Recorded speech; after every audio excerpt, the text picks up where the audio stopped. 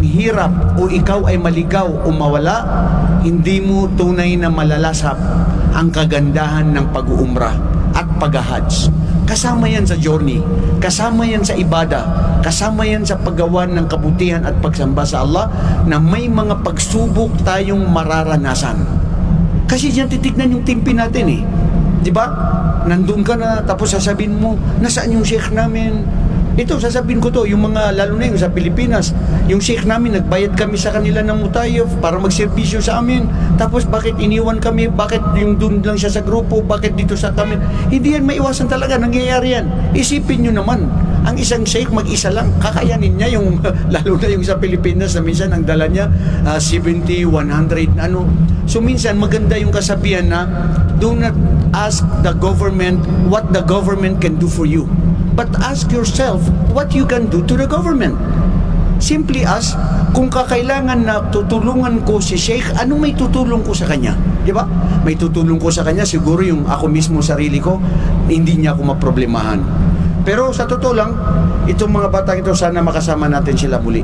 Nung tayo kasi, maski gusto ko rin silang masama muli, siyempre hindi ko rin makayanan kasi kasama ko ngayong pamilya ko. So, yun ang naisip ko rin. At sila rin, nailang din sila sa akin, nahihiya sila. Although gusto nila na makasama ako sa pag-uumrah. Inshallah, next, kuha uli kayo ng mga kasama nyo para kumpleto ang tropa ninyo. Ang tropa nyo ngayon, 4, gawin nyo ng 8 kayo para 2 kwarto. Kasi na-experience bro ng anak ko na si Mujahid, nung last na before sila uwi ng Pilipinas, sabi niya, Buya, yung mga kaklase ko mag-umrah kami. So nag-enjoy sila. 1 kwarto sila. So hanggat hindi sila kumakain sa akin, Mujahid, dito kayo kumain sa amin ka, nandito yung pamilya mo. Buya, doon ako, nandun yung mga katropa ko. Hinanap talaga yung katropa. So okay lang yan, Balindong, na-experience niyo Yusuf, at saka yung mga ano. Gusto kong tawagin ang parents na si Mala, bro, okay lang magpaliwanag ng ano, at ito talaga na-experience din niya, na alam ko nang nahirapan siya dito sa 6 na ito. Isipin mo isipin mo na mga kabataan na 6 na ididisiplina mo, ito ang gagawin mo. Pero alhamdulillah, kami ay masaya at nakasama ka namin ngayon na first time na ating pag-umrah. Bismillah. Sige po.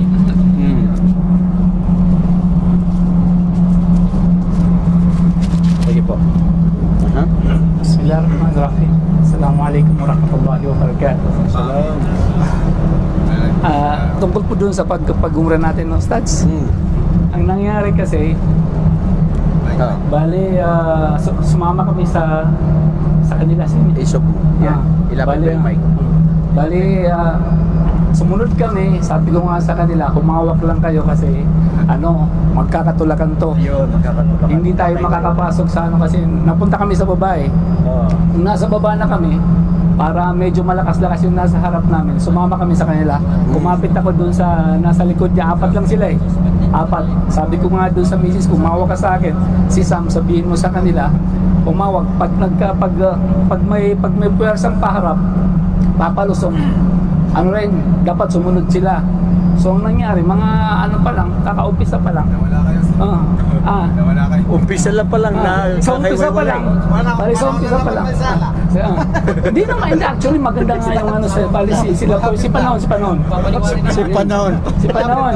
Kay Panahon kasi medyo malakas yung lalaki lahat na sa harap eh. Sabi ko sa bali nasabihan kami na sabi, pag medyo may puwersang palusong, medyo siyempre sasama kami. Ayun na, bali na may instruction ako dun sa anak ko na yung mga kaibigan niya, sina Yusuf at saka sina Jibril at si Ahmad, dapat sumunod sila. So sa unang sa unang round pa lang, sa unang tawag pa lang, nawala na sila. So pinatawagan kay Sam, nakasagot. Ang ginawa nila ni si Yusuf at saka si Ahmad, umakyat daw. Sabi ko dapat hindi sila dapat umakyat. At sumunod na lang, kumbaga umikot na lang sila. So yung isa, si Ahmad, umikot siya. Kalaunan, umakyat din yata to. Umakyat ka rin umakyat din sila. So nangyari, nandun na kami, natapos na kami, sobra talaga, hindi nga pinapagsun sa sobrang dami ng tao. So ang ginawa namin, dun na kami, nagsaya na kami. Mga unang round pa lang, yung misis ko naman, medyo yung pa, hindi na makalakad. So, ang ginawa ko, kumuha ko ng wheelchair. Ustads, Oo. nag-wheelchair kami. Bali, wheelchair kami. Tamo. Kaya medyo mabilis-bilis yung ano namin, say namin. So, nung matapos na kami, ang mali ko, nag-exit kami. Mga 11:30 na yun eh. Nakapag-exit na kami. So, yun, wala nang balikan pala. So, medyo natagal lang kami sa labas. Nagbilit kami ng araw. Sobrang init sa labas. Doon kami naghintay ng Juma. Nakapagsala. So, tinry ko, sabi ko kay Sam, kontakin mo sila kung anong maganda. Hintayin natin sila dun sa labas or kung may nakita silang mga kasamahan natin. So, alhamdulillah, mahingiron nga sila na samahan. So, nawalan na ako ng kumbaga worry. Sabi ko, okay na sila. So, pwede tayong umuwi kasi talagang napakainit wala. Ang ginawa ko nga, yung isa kong binasa ko yun. Yun ang ginawa namin dun kami, kumbaga sumilong. Kasi sobrang init. Tsaka yung mga gwardiya doon, yung mga medyo may masisilungan ka, ayaw pa nilang sumilong ka doon, pinapapunta ka talaga nila doon sa mga carpet, ayaw nila. So ang ginawa namin, kumbaga tinapos na lang namin. So yun, umuwi na kami. Nung pag-uwi namin, hinahanap ko nga yung yellow bus, ibang bus ang nasakyan namin. So napunta kami sa isang lugar kung saan hindi namin alam kung saan ang ginawa namin, nag-taxi na lang kami pa uwi.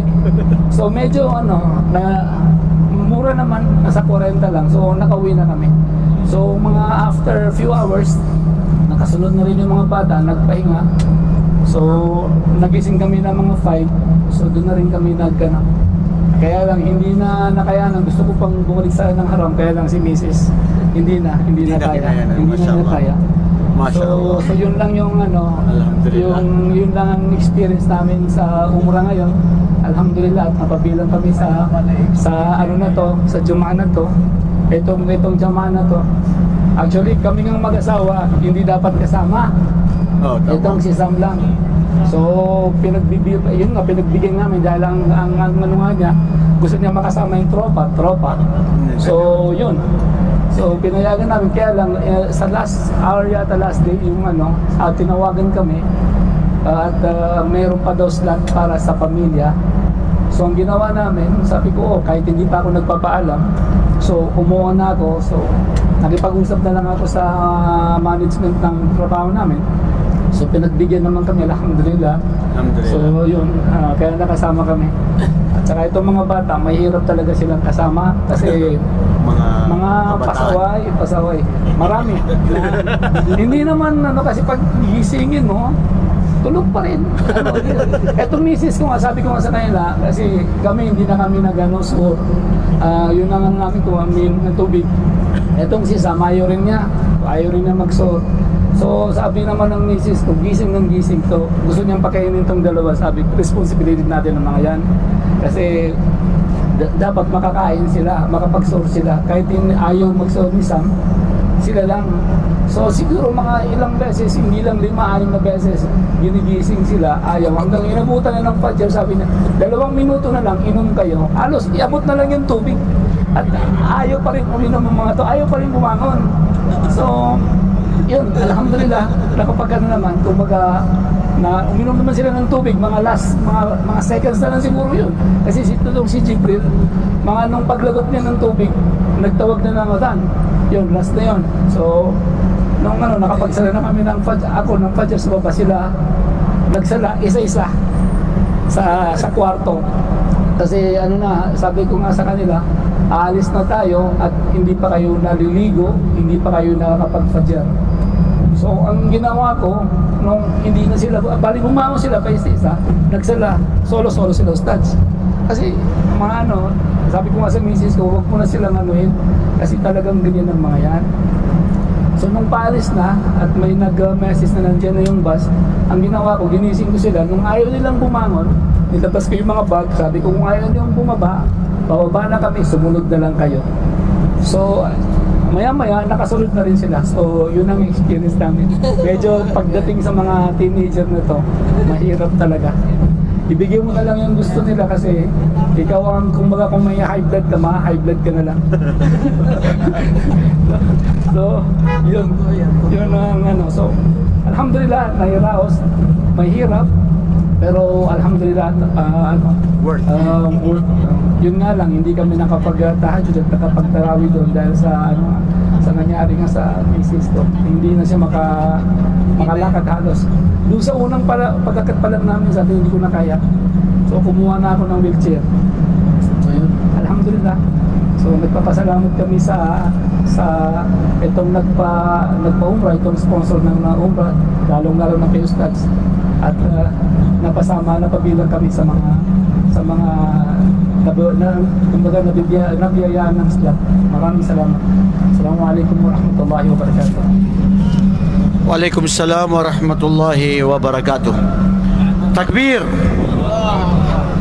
Masya Allah. Sari-sari at samut-samong mga kaganapan na pangyayari. Mga aral sa buhay. Tignan nyo,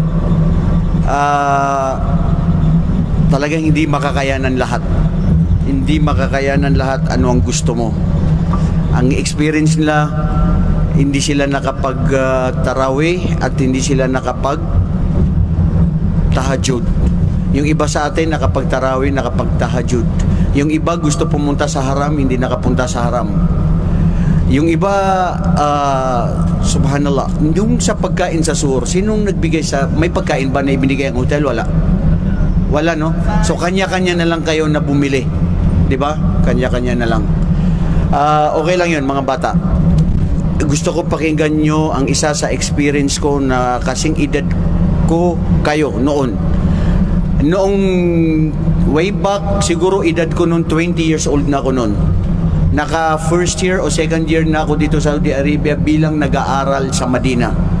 Dumating yung lolo at lola ko sa father side ko at mother side ko. Silang apat magbalai. Close yung mga yun. Si Jambangan at saka si Dimal.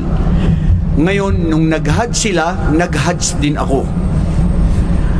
Yung sheikh nila, nakamag-anak din namin, gusto ng mga lolo't lola ko, kasama ko sila para mag-assist kasi mga matanda na yung mga yon. Ako naman, sa murang edad, gusto-gusto ko na rin. Nung parating na ako sa kanila, nagstay ako sa kanila sa sa hotel. Tapos nung ikawalo ng araw ng Hajj, na para pupunta na kami ng Mina, Muzdalifa, Arafah para igagawin yung Hajj kasi gusto ko maglingkod sa lolo't lola ko. Nandun ako sa bus, kamag-anak pa namin yung sheikh. Tapos nung nandun ako, pinalabas ako. Sabi nila, itong mga Hajj para ito sa Pilipinas. Maski maglingkod ka sa lola at lola mo, hindi pwede. Sabi ng sheikh na kay mag-anak namin, wala tayong magawa, galing na ito sa opisina. Iyak ng iyak yung lola ko sa mother side ko, sa father side ko. Talagang dun ko nakita yung pagmamahal ng lola ko. Sabi niya dun sa tatay ko, sa asawa niya, si Jambangan, ikaw talagang mag-hajj ka na, hindi natin kasama yung apo natin. Tapos iyak ng iyak siya. Pati rin ako, natouch ako. Tapos yung isa na naman ng lola ko, inaway din na naman niya yung asawa niya, yung lolo ko. Paano tayo nito mag-hajj na yung anak natin na nag-alim tapos hindi natin kasama?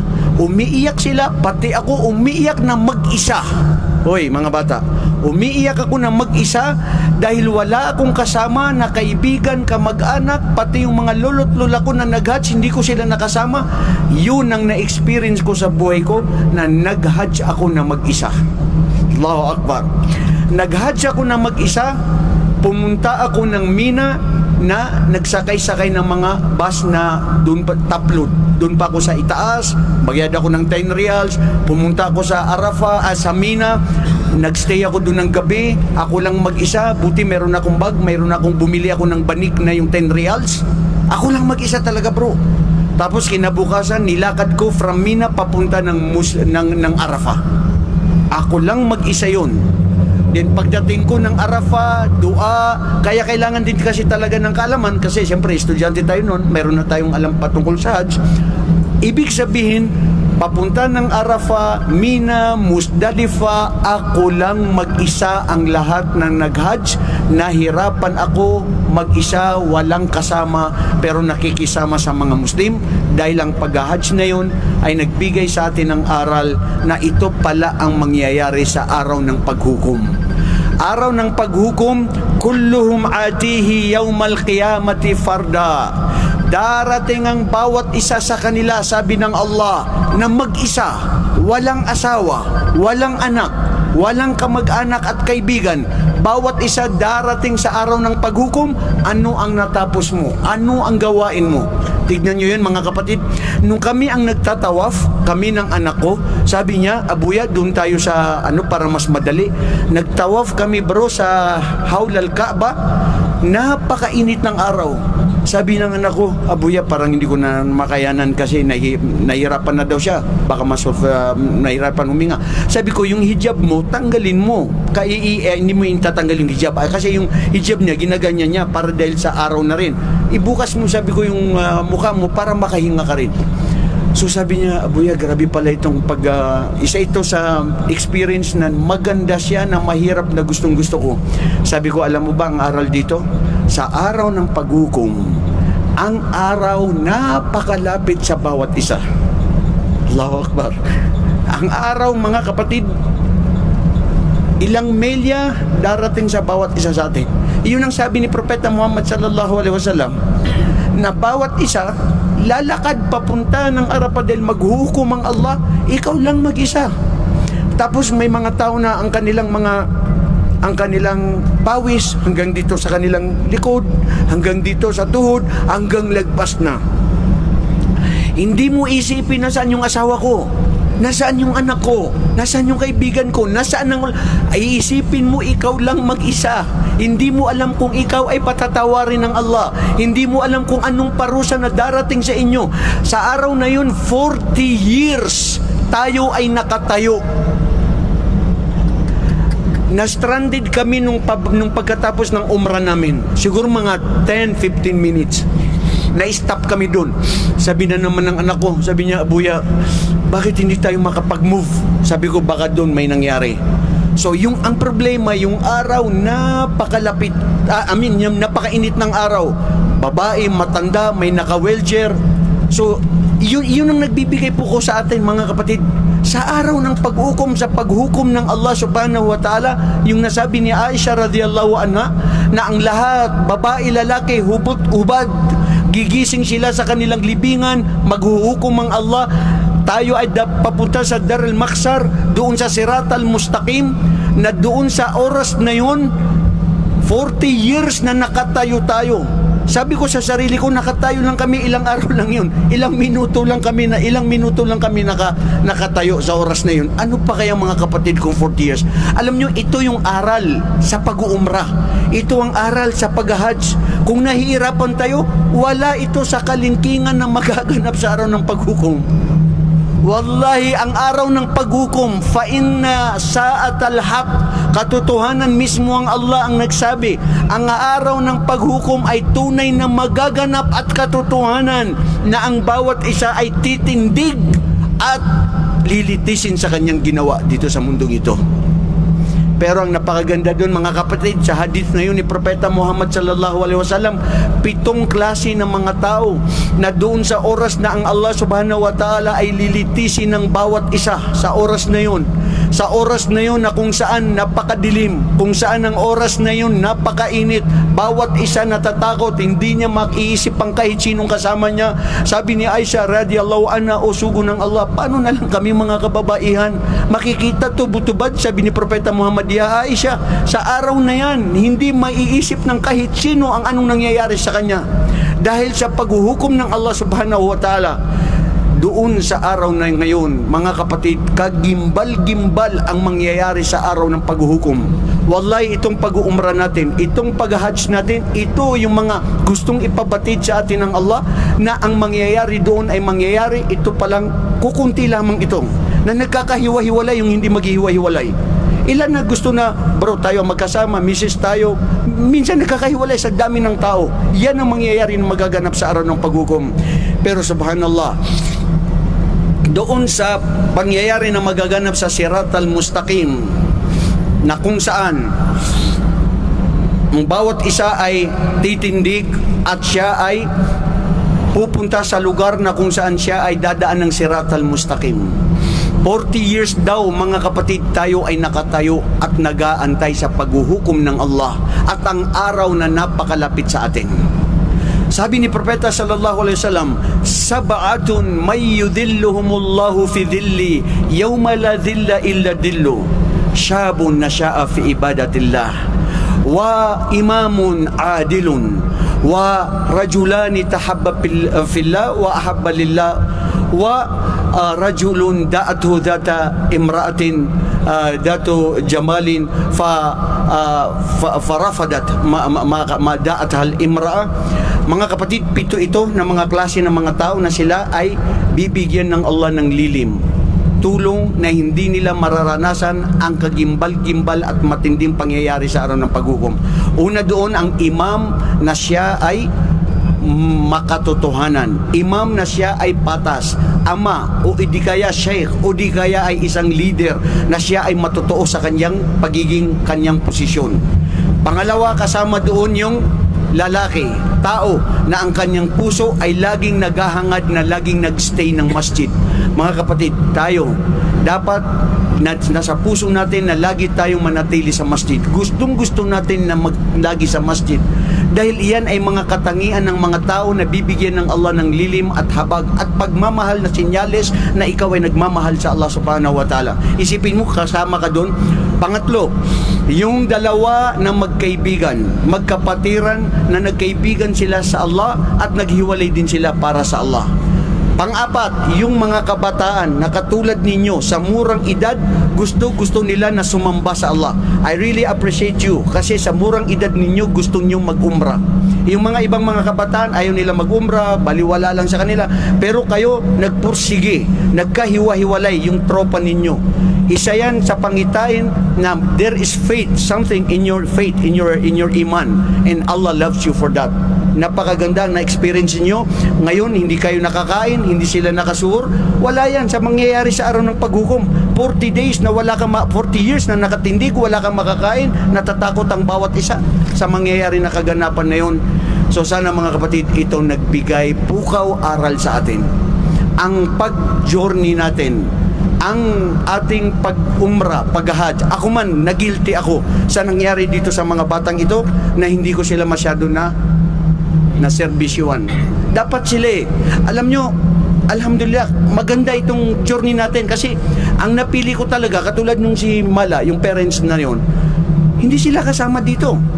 Pero doon lang sa gabi na yun, dahil may anak siya nakasama ng tropa nito, sila ang ipinasama ko kasi ang gusto ko, makasama na mabigyan ng oportunidad yung hindi rin nakapag-umra na hindi natin nakasama. Hindi ba? Bakit natin pasamayin yung lagi naming pinakasama? Gusto ko lahat maglingkod. Gusto ko lahat magserbisyo. Pero hindi kaya. Mag-isa ka lang. Fattaqullaha mastata'tum. Pati ang pagsamba sa Allah na inobligado niya, kung hindi mo kaya, hindi ipinipilit sa iyo ng Allah. At wala kang kasalanan doon. Kasi ginawa mo ang lahat. Pero dito sa mga na-experience ko na ito ngayon sa inyo, mga kapatid, ang sarap maglingkod. Sana makayanan ko na lahat tayo ang mag-uumra na magkakasama. Pero ang hinihiling ko lang sa Allah, sana, inshallah, kung mayroon mang sa atin na tanggapin ng Allah sa paraiso, dahil sa araw ng paghukom, pag nakapasok ka na sa paraiso, makikita mo, sabi mo, Ya Allah, nasaan yung kaibigan ko? Nasaan yung kasama ko? Dati magkaibigan, kasama ko sa mundo. Kung sino man sa atin, mga kapatid, ang tanggapin ng Allah sa paraiso sa atin, sana alalahanin nyo itong grupo na ito, itong tayo na magkakasama. Marahil ikaw, marahil ako, wala sa paraiso. Pero kung sino man ang tanggapin ng Allah sa atin sa paraiso, hilingin natin, Ya Allah, sana makasama ko yun dito sa paraiso. Kasi kapatid, sa paraiso, hindi gusto ng Allah na mayroon kang hihilingin sa Allah na hindi niya ibigay sa'yo. Tignan mo sa paraiso, dalawang magkaibigan. Sabi niya sa kaibigan niya, Ya Allah, kaibigan ko yun, bakit wala siya dito sa paraiso? Tropa, ang tropa mo gusto mo laging kasama. Sasabihin ng Allah, hindi ka masaya dahil ikaw lang mag-isa, gusto mo yung kaibigan mo na nasa imperno, sige, papuntahin mo siya mula sa imperno, kasama mo siya sa paraiso. And I ask Allah subhanahu wa ta'ala to accept all our good deeds. I ask Allah subhanahu wa ta'ala na sinong tanggapin sa atin sa paraiso, sana hilingin niya na itong grupo na ito na magkakasama muli sa paraiso. Allahumma amin. panahon niligaw mo ang mga tao, magpaliwanag ka rito. Halika rito. Bakit marami nagreklamo ikaw ang naging dahilan?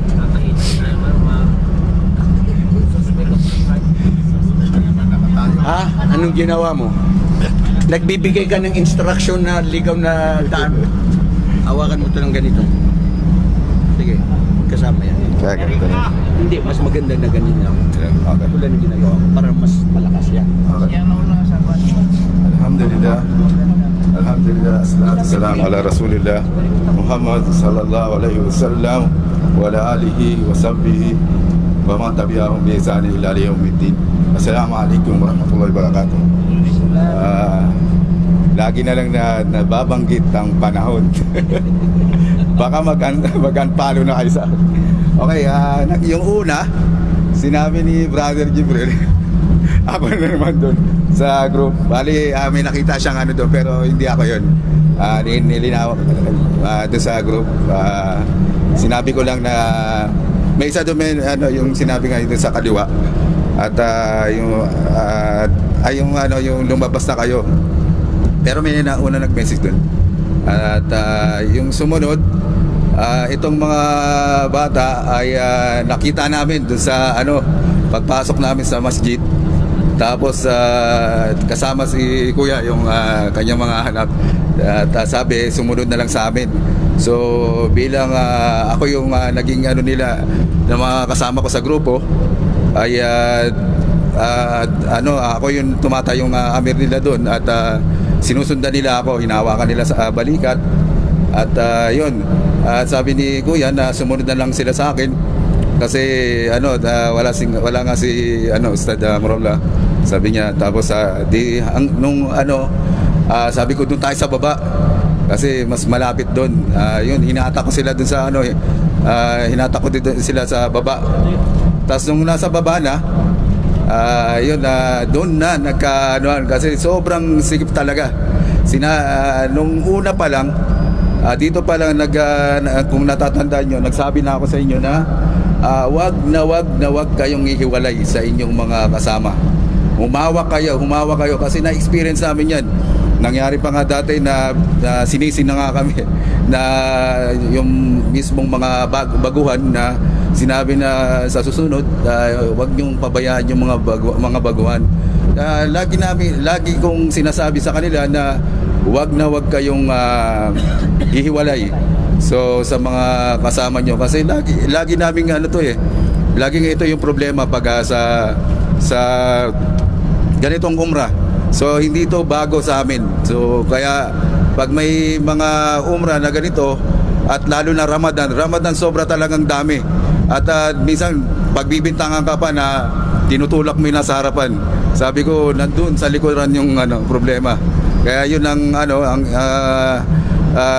lagi kong inano sa mga kasama ko na humawa kayo kahit anong mangyari, wag kayong mawawala. So alhamdulillah doon sa 4 na kasama ko wala naman nawala, kaso lang yung mga kabataan paglingon ko nawala sila. So yun ang ko.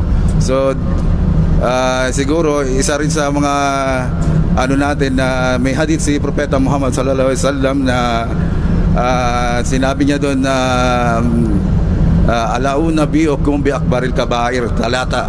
So sinabi niya doon talata, gusto niyo bang malaman kung ano yung pinakamalalaking kasalanan? So sinabi niya na yung isa doon na al-israqu billah at yung sumunod ay yung wa aquq walidain.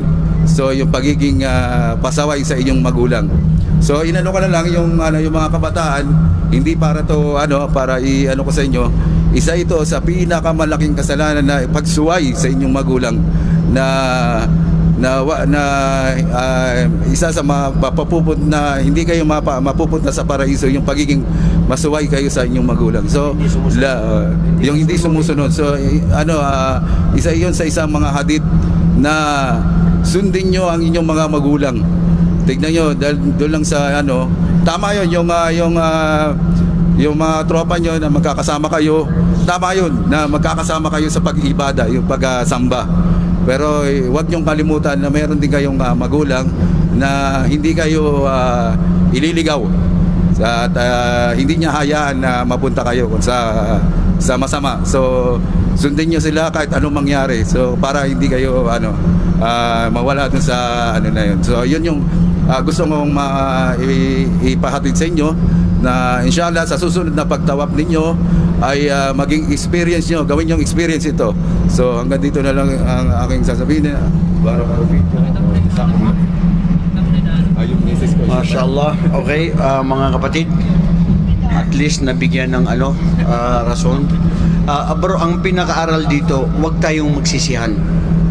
Hindi ko ito sinisisi si panahon, hindi ko sinisisi si lahat tayo kasi may mga hindi natin makumpleto. Pati na yung pagsamba natin sa Allah, hindi natin talaga makukumpleto yan. Kaya tayo papasok sa paraiso dahil sa habag at awa ng Allah subhanahu wa ta'ala sa atin. So, gusto ko marinig ang kapatid natin dito na first timer na nag-umrah. Ito na yung may experience. Yung ba yung nakaw na? Pakadudyo again.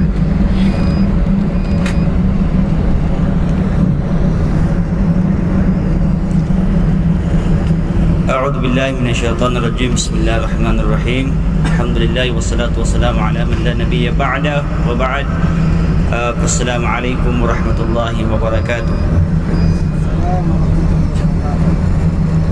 Pagkaneron na pinalamatan na sa Allah subhanahu wa ta'ala sebab si kuya makna niyan na isa ko amya pud si kuya makna niyan na miya kang gulalan sang kaya betul tanong sa makna niyan na umrah. Tadi labor si mini pantag sang kaya bulan Ramadan tantua malay kipantag uli na tantua malay bali so mana niyan na kapag umrah kalagi gabuya mana niyan na miyag hajj nagwiga dua yung kutwa kabo saging kaya gurutan o syaiktan o lagi gabu so mana niyan na Nabi sallallahu alaihi wasallam naino ka tigalugod ng buya yus tadi jalla agwiga dua na punalamatan na naging kaya mana niyan na bayawakan si chairman sebab saya mana niyan na dakutan tumatawan-tawan mampensasakan na first time ako mana niyan na miya gumrah na dakan magda mo ba mana niyan na ba kung magisat gidan estado kaya sebab saya mana niyan na saging kaya chairman tano miyang guna na ako niyan si kuya mana niyan na buka pagumrah alhamdulillah ubos saya mana niyan na pagsisisiyatig tano di na kasendit na da bakan miyag da makasendit si kuya mana niyan na kaya pag umrakan mampan saya mana niyan na nudun din yung kutuwa dukaw pamanian na paghihirap tanong at tigtanong tantos kaniyan na amargan sa si kami mga ustad miya tampar si saya mana niyan na second floor so yung kamera walas nuibi na ay kaya pakapasa dami na pagalas trisid nagalas trisid na miya kumanam ka oras mong bugya pakapasa dami Ino to kuti? Mateo kay so kada kalutaw. Ada ang sutaw. Aku miyasong biya nga meron pun manusia mana na yung Jum'ah yung oto salatul janazah.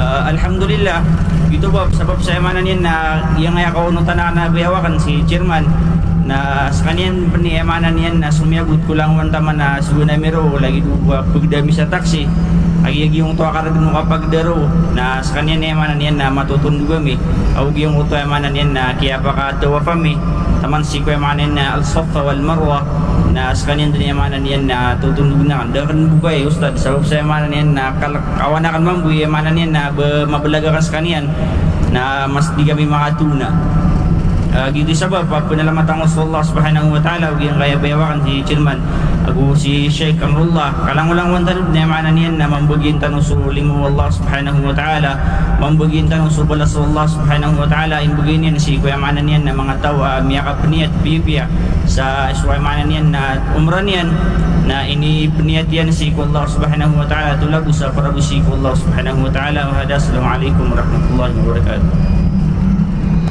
Waalaikumsalam warahmatullahi wabarakatuh. Mashallah at napakaganda ng nasabi ng ating kapatid. Una, nagpapasalamat sa Allah subhanahu wa ta'ala sa atin, sa kanyang bayaw, sa nakasama siya sa ating paglalakbay na ito na umrah. Although may mga minsan paghihirap, pero yan ay hindi maiwasan. Ang hangad natin ay nandito tayo para makamit natin ang gantimpala ng Allah subhanahu wa ta'ala, lalo na ang gantimpala nito ay para kang nag-hajj na kasama mo si Propeta Muhammad sallallahu alaihi wasallam. Pami, siya kanan, kapakaitero. Ito na rin yung buhay ka. Amen, amen. Masi, first timer ka mo makaunod. Ha? Ha? Next time? Sige, Fami mo siya. Di ka naging makatero, Fami. Masi, Fami. Ha? Di kaya anti-engineer. Sige to. Si yung sa Maguindanao, Tausog bro, ikaw. Sarto, alika. Hindi, ito muna. Alika bro, alika. Bismillah. Reflection, 1 minuto, 2 minuto. Sa na-experience mo sa pag-uumra natin. Mashallah, dito talaga ang aral dito, no? Maski hindi mo maiwasan talaga pagkadar ng Allah. Nakala mo hindi ka kasama sa makakapag-umra, pero pag ginusto ng Allah, walang makakapagpigil. May mga tao na gusto niyang makasama sa atin ngayon, pero hindi siya nakasama. Pero yung kayo na biglaan minsan, tapos yun, nakasama kayo agad. Allahu Akbar. Tata. Bismillah. أعوذ بالله من الشيطان الرجيم بسم الله الرحمن الرحيم السلام عليكم ورحمة الله تعالى وبركاته. Unang-una, Ustads, magtagalog na lang Sige, ko. Tagalog para malaman lahat. Unang-una, nagpapasalamat po ako kay Allah na kahit papano nangyari sa buhay ko yung ganito na makapag-umra sa Makkah. Alhamdulillah. Pangalawa, nagpapasalamat din po ako sa inyong lahat dahil nabigyan ako ng pagkakataon na makasama ko kayong lahat. At lalong-lalo na kay Ustads at sa aking kaibigan na si Brad Omar, na siya yung nag-ano sa akin dito sa kay Ustads. Naisali ako dito. Alhamdulillah. Ang experience ko naman po sa paglalakbay na ito ay dalawa yung nangyari sa akin. Unang-una, yung masaya at saka malungkot. Unahin ko na lang, Ustad, yung malungkot para at least masabi ko yung kung ano yung nangyari sa akin. Sa totoo lang, napakalungkot ko ngayon, mga brother sa Islam, sapagkat this week bago lang namatay yung nanay ko. Wala na akong tatay, hindi ko na makikita yung nanay ko. Asensya na kayo. Sa totoo lang, yung nanay ko bago siya mamatay, sinabi na sa akin na uwi ka na ng anak. Hindi ko magawa yun dahil lahat naman tayo dito sa Saudi, hindi tayo magagawa ng desisyon kaagad. May mga proseso yung nangyayari dito eh. Hanggang sa dumating na naka-atras ako ng sasakyan sa may parking. Dahil nalulungkot na talaga ako sa nangyayari sa nanay ko. Nasa hospital siya eh. Kaya ang ginawa ng employer sa akin, binalik ako sa agency. Tapos binigyan ako ng exit visa agad. 1 buwan na ako sa agency ngayon. Alhamdulillah, nakakaraos din.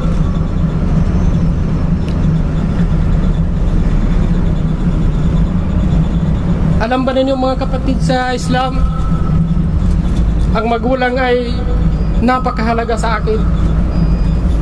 Dahil sila yung nagbibigay ng lakas sa akin. Sa tuwing magkakasakit ako, marinig ko lang yung boses nila. Parang gumagaling na ako. Pero alam ko, sa pag-uwi ko yun sa Allah, hindi ko na yun nangyayari sa buhay ko.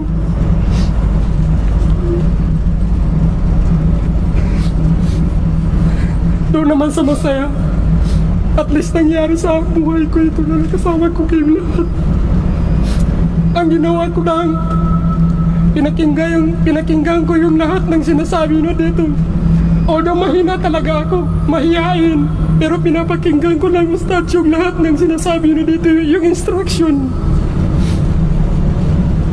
Ang ginawa ko doon sa pagtawap, si Brad Ali, alhamdulillah, napakaganda ng tao. Ginagano niya yung yung parang yellow na tapos yun ang nakikita ko, yun ang sinusundan ko. Alhamdulillah, nagawa ko naman lahat.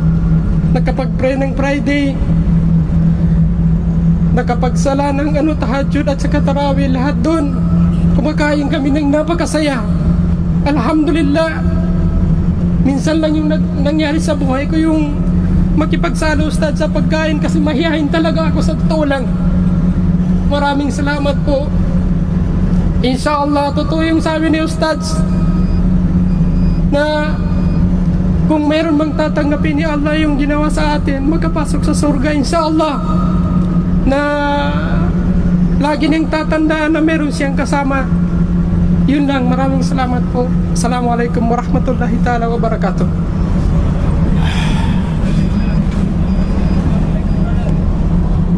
Serbisyo sa magulang. Mahalin yung magulang.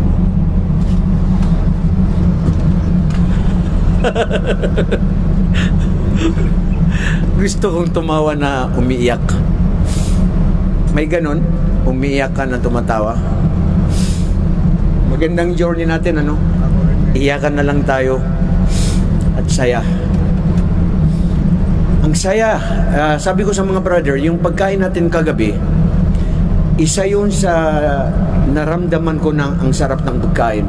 Kasi hindi ko kilala lahat yung kumakain. Na nagkataon na hapagkainan kami kumain. Dumating yung mga ibang mga brothers natin na hindi natin kasama dito. Kasama sila sa ibang grupo. Nakikain na rin sa amin. Ang saya. Nalungkot ako kasi hindi ko nakasama itong mga bata. Gusto ko sana kasama sila sa oras na yun. Kung alam ko lang na si Ali, inalsan ko na sana dito si Ali doon sa kanya. Pero mga kapatid, nakaraan na yun. Importante, nakapag-umra tayo. Ang hangad natin, hindi maging masaya. Hindi bakit hindi ko nakasama doon. Hindi bakit hindi ako nakakain. Hindi bakit hindi ako nakapunta doon, di ba? Ang hangad natin, kapatid, yung umrah.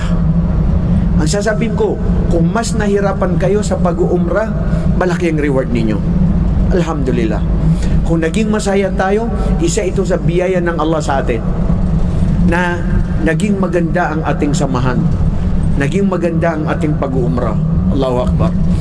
Isipin nyo, una pa lang na pagdating natin dun sa Taif, ang naisip ko, sabi ko kay Mrs., kawawa yung mga ibang brothers, paano na sila maliligo? Wallahi bro, totoo yun. Sabi ko, paano na sila maliligo? Tayo family, okay, may priority. Pero naisip ko, paano na yung mga iba doon? Talagang hindi natin makakayanan kung ano yung gusto natin. Pero ang sakripisyo mo sa pagsamba mo sa Allah, sa pag-umrah mo, pag-hajj mo, yun na yung gantimpala mo. Para din magising tayo mga kapatid, huwag tayo laging umasa sa magulang, kaibigan, sa sheikh. Ituring mo na sarili mo na ako ito. Ano ang magagawa ko sa sarili ko na hindi ako pabigat? Sa pangmagulang ko, sa kaibigan ko, sa sheikh. Kasi sapat na yun eh. Isipin nyo, napakalaking aral natin. Sa araw ng paghukom, wala. Ang makakaya mo lang kung ano lang ang illa man atallaha biqalbin salim. Yawma la yanfa'u malun wala banun illa man atallaha biqalbin salim. Araw ng paghukom, ang paghuhusga ng Allah subhanahu wa ta'ala na hindi makakapagbigay sa kanya ng tulong ang kanyang anak, ang kanyang yaman, ang kanyang magulang. Araw ng paghukom, huwag mo sabihin ang tatay ko sheikh, huwag mo sabihin ang anak ko hafid ng Quran, siya ang makakapag-reselba sa akin. Hindi, sabi ng Allah, kulluhum atihin yawmal qiyamati farda. Bawat isa titindig, siya lang mag-isa, kasama niya ang sarili niya. Ano yung mga nagawa niyang kabutihan? Al-amal, puso na dalisay, na totoo, na walang hinanakit, walang pag-iimbot o walang galit sa kapwa-tao. Itong ginagawa natin mga kapatid, aral natin ito sa buhay natin. Maski tayo rin ang mag-aasawa. Asawa mo, wag mo laging asahan na ikaw. Bakit hindi mo ako ginising? Minsan nangyayari din yan sa akin sa kay Mrs. Sabi ko, ito yung fajr, yan ang time niya. Minsan hindi rin niya magising. Tapos sasabihin ko, bakit hindi mo ako ginising? Sabi niya, sarili mo. Bakit ako lang lagi? Bro, ganun tayo. Huwag natin sisihin ng asawa, huwag natin sisihin ng kaibigan, huwag natin sisihin ng kahit sino. Sisihin natin ang sarili natin. Ano ang nagkulang sa atin? Ano ang hindi natin ginawa? Kasi bawat isa, ano ba sinabi ng Propeta Muhammad? Kullukum mas'ulin an ra'yati. Bawat isa sa inyo, kayo ang mas'ul. Kayo ang may responsibilidad. Ang ama, responsibilidad sa pamilya. Ang ina, responsibilidad sa mga anak, sa pamilya, sa bahay. Ikaw, ya ayyuhalladhina amanu, ku anfusakum wa ahlikum nara. O kayo na mga mananampalataya, protektahan ninyo ang una, ang sarili ninyo. Unahin natin ang sarili natin. Ako lang ngayon mag-isa, mag-umra, nahiwalay ako, ito ang tadhana ng Allah sa akin, ya Allah, gagawin ko ang lahat. Wallahi bro, sa totoo lang, nung na-experience ko, nung nag-hajj ako na mag-umra, na ako lang mag-isa, napakasarap. Oo, gusto natin lagi kasama ng tropa, gusto natin lagi kasama ang pamilya, asawa, mga kaibigan. Pero minsan, experiencein mo nga na ikaw lang mag-isa. Napakasarap bro. Kasi ang katotohanan, mamamatay tayo na mag-isa. Wala kang kasama sa libingan mo. Tignan mo ang kapatid natin, ang napakalaking aral na naibigay niyang tulong sa atin ngayon. Kanina sinasabi niya sa akin, Ustad, alam mo, nag-uumra ko ngayon, ang lungkot ko, itong week lang namatay ang nanay ko. Bro, sa atin, magbilang mga anak, pinakamabigat sa atin, lalong-lalo na ang ating mga ina, na nag-aruga sa atin. 9 na buwan nandito sa sinapupunan ng ating mga satsyan ng ating mga ina.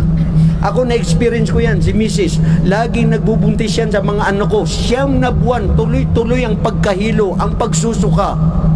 Hindi makaalis, hindi makakuha. Nanganak pa yan, lahat opera. 3 times lahat opera. Kaya minsan sinasabi ko sa mga anak ko, magbigay naman kayo ng importansya. Wallahi, ang pagmamahal ng magulang sa anak walang katumbas. Ang masaklap, ang masakit dito, minsan yung anak, ang pagmamahal niya sa magulang may kondisyon. Gusto natin ng paraiso, hindi ba? Ang daan patungo sa paraiso ang magulang mo, lalo na ang nanay mo. Minsan may mga tao gustong-gustong mag-umra, mag-hajj, magbasa ng Quran, magdasal ng 5 beses isang araw. Oo, nandyan tayo, obligado yan, ipinag-utos ng Allah. Pero ano ka ang pakikitungo mo sa magulang mo? Sige nga bro. Ikaw mismo, ano ka? Isang tao, pakikitungo mo sa asawa mo. Napakabait mo sa ibang tao, pero sa asawa mo nagkukulang ka. Ikaw marami ang oras ka sa iba, pero sa mga anak mo, pamilya mo, wala. Lahat tayo nagkukulang. Lahat tayo may mga kahinaan. Hindi natin na ano yan. Pero alhamdulillah, napakasarap ng ating paglalakbay. May tawanan kasama ang lungkot, di ba? At sana tinanggap ito ng Allah sa atin, lalong-lalo dito sa buwan ng Ramadan. Pakinggan natin ang kapatid natin na si Ali. Bismillah, bro. Mga reflection lang na saglit na mga pananalita, pagpapasalamat.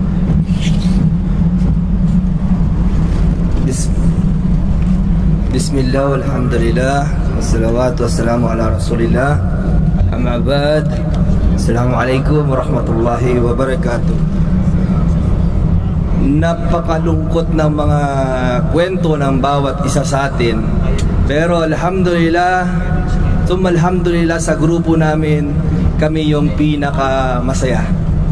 Nagpapasalamat ako sa grupo namin, lalo na kay Bro Hamid. Nakita ko sa kanya ang pagiging masunurin. Jazakallahu khairan bro. At napakadali. Pinadali sa amin ang aming pag-uumra. Sa lahat ng umra ko, sa 3 umra ko ngayong Ramadan, ngayon po yung pinakamadali sa grupo namin. Alhamdulillah, kasi 4 lang yung 3 lang yung hawak ko kasi. Sa mga ibang kasi nasa 10. So dun mas medyo nahirapan ako. Pero sa namin, sa umra namin, alhamdulillah, alas 9 nag-start kami. Natapos kami alas 12. 3 oras lang before Salatul Jumaah. Alhamdulillah. Yun yung kwento kasi ninyo, halos lahat medyo hirap. Pero sa amin, alhamdulillah, madali kasi andun yung pagiging masunurin ng mga kasama ko, alhamdulillah. At sa una nga, na na umra namin, actually 2 grupo kami. Ang grupo ni Panahon tsaka yung grupo ko. So sabi ko sa sarili ko, kailangan maihiwalay ako kay Panahon. Kasi bakit? Hindi pwede Hindi alam ni Panahon to, hindi alam ni Panahon na gusto kong humiwalay sa kanya kasi sa grupo hindi pwede na dalawa ang leader. So para ma-execute niya yung pagiging leader niya, kailangan ihiwalay ko yung sarili ko sa kanya. Tama. Tapos ang sabi pa ni Ustad Amrullah, dalawa yung masusunod mangyayari doon. Masusunod namin yung utos niya na magkanya-kanya. May kanya siyang grupo, may kanya akong grupo. So, ganun yung ginawa kong strategy para at the same time, sa susunod na umrah, kaya niya na ulit na maging leader. Yun yung purpose ko doon. Kaya bro, Panahon, wag kang... Alam ko wala siyang pagtatampo. Yun yung ang ko lang doon, nagpatawad naman ako sa narinig ko na walang amir-amir sa amin. Kasi, syempre, edukado tayo na hindi naman natin pwedeng ibaba yung sarili natin dahil doon sa salita na yun. Na kahit ang Propeta Muhammad ay... walang naging, hindi lahat ay nakuha niya, na-control niya. Hindi lahat ay sumang-ayon sa kanya. May mga kawarij, mga ganon. So, alhamdulillah, ang patungkol sa umrah na to, alhamdulillah, jazakallahu khairan jasa sa mga naging pinuno, sa mga naging parte nito, at sa inyong lahat. Ikukwento ko lang yung naging experience ko nung bago pa lang ako. Kasi, hindi naman siya ganun kahirap, alhamdulillah. Pero nagsimula kasi ako sa Jeddah. Sa Jeddah kasi is 2 taon ako doon bali 4 na taon ako doon, pero 2 taon nung nag-Muslim na ako, alhamdulillah. At sa mga unang umrah ko, siguro 3-4 na umrah, ay kasama ako sa mga grupo ng JDC, yung Islamic Center po doon sa Jeddah. At sabi ko, hindi pwede na lagi na lang akong kasama sa kanila. Gusto kong humiwalay. Pero paano ko hihiwalay sa kanila na mag-solo? Sabi ko, pag-aaralan kong mabuti lahat ng mga arkan, lahat ng mga kondisyon ng umrah para ako na lang mag-isa na mag-umrah. Gusto kasi mag-umrah ng pag-day off ko. Hanggang naisa kanatuparan ko yun, every day off ko, nag-uumrah ko. Alhamdulillah.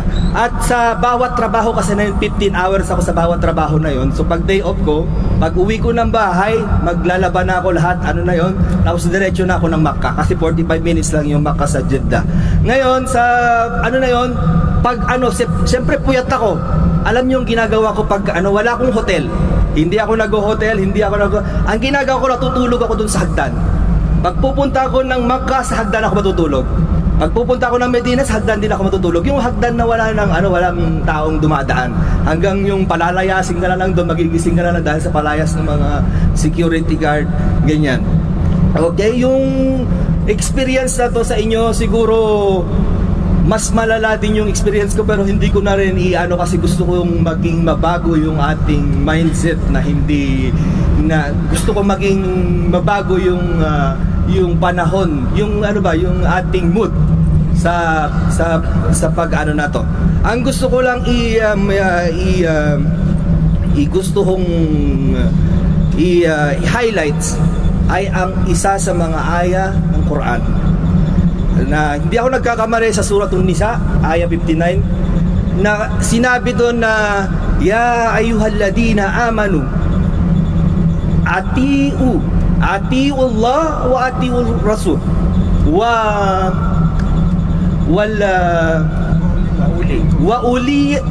uli al-amr minkum. Ang ibig sabihin nito, kailangan natin sumunod sa Allah. Atiu kasi yung fi'l amar kasi takdiru antum. May wawul jamaa doon at yung So ibig sabihin pang maramihan. Lahat sa atin inutos sa atin 'yon. Sumunod tayo sa Allah, sumunod tayo sa propeta, at sumunod tayo sa mga namumuno sa atin. Yun yung isa sa aya ng Quran. Kung hindi tayo susunod sa mga namumuno sa atin, naging against na tayo dun sa Quran. At alam natin, pag naging against tayo dun sa aya, anong kakalabasan? Magiging kafir tayo. Kafir ang hukom dun pag hindi tayo naniwala dun sa aya na yun. Kaya ang pinapayo ko sa akin at sa lahat, sumunod tayo sa leader. At the same time, yung isang brother, sabi ng brother, bro, ikaw yung leader namin, bakit nagtatanong ka sa amin? Bakit nagre-rely ka sa amin? Sabi ko, hindi porket ako yung leader, ako na lahat masusunod. Gusto ko makinig din sa mga kasama ko sa grupo. Hindi lang yung pwedeng opinion ko na ng lahat. Porket ako lang yung ganito, is ako ng lahat. Gusto ko marinig ko kung saan kayo mas komportable. Kaya sana yun yung sa susunod na mga umrah natin ay sana yun yung i-execute natin sa sarili natin. Sumunod tayo sa leader, sumunod tayo sa leader, sumunod tayo sa leader. Okay? At ang mabibigay ko na aral dito, mag-reflect tayo pag uwi natin ng Riyadh. Yung ano ba ang may nabago ba sa atin? Ayon sa aking sheikh, sabi niya sa akin, sa Hajj, patungkol sa Hajj, sabi niya, kung umuwi ka pagkatapos ng Hajj at pakiramdam mo walang nangyari sa iyo, pakiramdam mo walang nabago sa iyo, pakiramdam mo ganun pa rin yung kasalanan na nagagawa mo, ibig sabihin maaaring hindi tanggap ang iyong Hajj or Umrah. Kaya sana pag nag-uwi tayo, i-reflect natin yung sarili natin, may nabago ba sa akin? Yung bunganga ko ba ganito pa rin? Yung ginagawa kong mga haramat, yung mga ginagawa kong maksiya, ganun pa rin ba? Kung ganun pa rin at walang nabago sa iyo, tanungin mo yung sarili mo, tanggap ba yung umrah ko? So sana yun yung pinaka-highlights dito. Sana i-reflect natin yung sarili natin kung may nabago ba dahil sa pag-uumrah natin. Dahil kung walang nabago sa atin, alam na natin yung sagot kung tanggap ba o hindi. Allahu alam, pero inshallah tanggap rin yung ating umrah. Jazakallahu khairan wallahu alam. Okay, alhamdulillah, maganda ang sabi ng ating kapatid, pagre-reflect sa ating sarili. Okay, bago magtapos, tawagin natin ang ating kapatid dito, si Yusuf Abina. Salita. Bismillah bro, salita ka dyan. Para makabawi din yung panahon.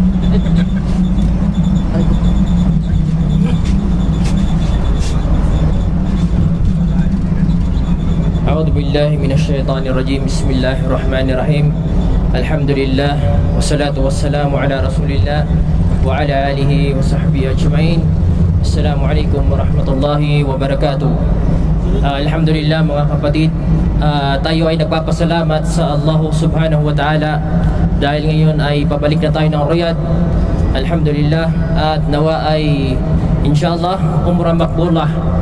Naway tanggapin ng Allah subhanahu wa ta'ala yung ating pagsusumikap sa pagsasagawa ng umrah, at nawa ay kinapulutan natin ng aral yung mga narinig natin, yung mga lectures ay huwag nating hayaan na narinig lamang ng ating tenga at pagbalik natin sa ating mga lugar ay wala na, lumabas na yung mga narinig natin.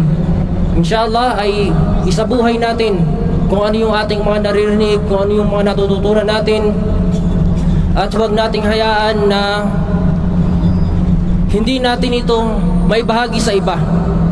Kaya mga kapatid sa pananampalatayang Islam, nung una pa lamang ay nagbigay na tayo ng payo